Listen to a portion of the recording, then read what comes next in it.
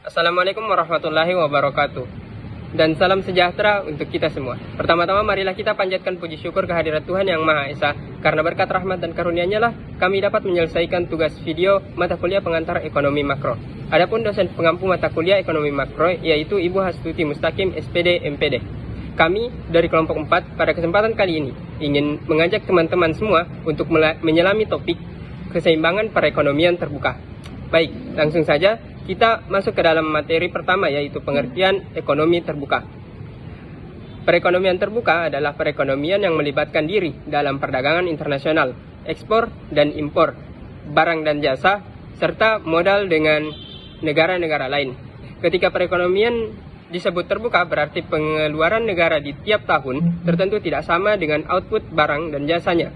Suatu negara bisa melakukan pengeluaran lebih banyak ketimbang produksinya dengan meminjam dari luar negeri, atau bisa melakukan pengeluaran lebih kecil dari produksinya dan memberi pinjaman pada negara lain.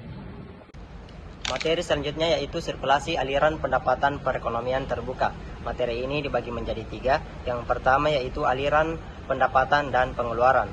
Dalam ekonomi yang melakukan perdagangan luar negeri, aliran pendapatan dan pengeluaran dapat dijelaskan sebagai berikut. Apabila aliran pendapatan dan pengeluaran diperhatikan, maka akan didapati bahwa aliran yang berlaku dalam perekonomian terbuka adalah berbeda dengan perekonomian 3 sektor, sebagai akibat dari wujudnya kegiatan ekspor dan impor. Dan yang kedua yaitu ekspor secara fisik. Secara fisik, ekspor diartikan sebagai pengiriman dan penjualan barang-barang buatan dalam negeri ke luar negeri. Pengiriman ini akan menimbulkan aliran pengeluaran yang masuk ke sektor perusahaan.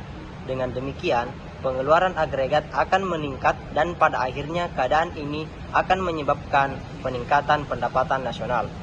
Yang ketiga, impor secara fisik. Secara fisik, impor merupakan pembelian dan pemasukan barang dari luar negeri ke dalam negeri atau ke dalam suatu perekonomian. Aliran ini menimbulkan aliran keluar dari aliran pengeluaran dari sektor rumah tangga ke sektor perusahaan. Aliran keluar ini akan menyebabkan menurunnya pendapatan nasional. Materi selanjutnya itu faktor penyebab terjadinya perekonomian terbuka. Penyebab terjadinya perekonomian terbuka ini ada 4 ya. Yang pertama itu perbedaan kondisi produk, yang kedua itu menghemat biaya produksi, yang ketiga perbedaan tingkat selera, yang keempat adanya prinsip perbandingan keunggulan.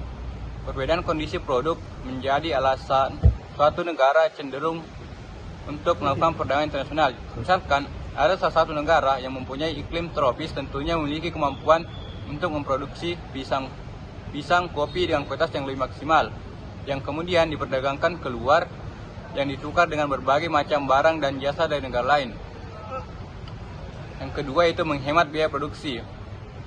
Hal ini menjadi alasan para perusahaan untuk melakukan perdagangan secara internasional, dan sebenarnya inti dari alasan ini adalah untuk memakan tingginya biaya produksi dengan cara menghasilkan produk dalam skala jumlah yang lebih besar.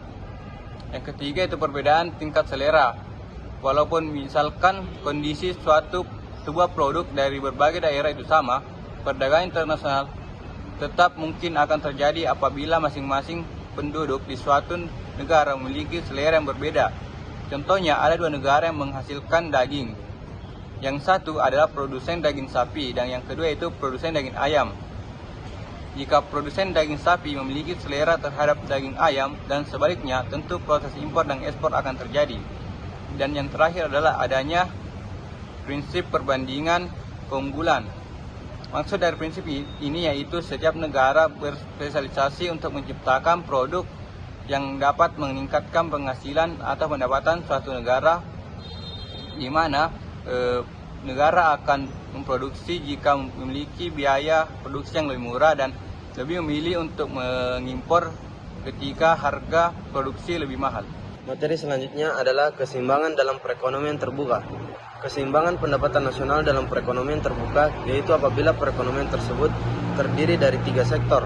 Keseimbangan pendapatan nasional akan dicapai pada keadaan Y sama dengan C tambah I tambah G. Apabila perekonomian ini berubah menjadi ekonomi terbuka, akan timbul 2 aliran pengeluaran baru, yaitu ekspor dan impor. Dengan ini pengeluaran agregat akan bertambah semakin banyak ekspor neto, yaitu sebanyak X kurang M. Dengan perubahan keseimbangan pendapatan nasional ini menyebabkan pendapatan nasional meningkat. Pendapatan nasional dalam perekonomian tertutup menjadi pendapatan nasional untuk perekonomian terbuka. Materi selanjutnya yaitu perubahan keseimbangan. Perubahan yang terjadi pada pengeluaran rumah tangga, perubahan komponen-komponen suntikan I, G, dan X, dan perubahan komponen-komponen bocoran S, T, atau M akan menimbulkan perubahan ke atas keseimbangan pendapatan nasional. Kenaikan dalam pengeluaran rumah tangga, investasi, pengeluaran pemerintah akan menaikkan pendapatan nasional.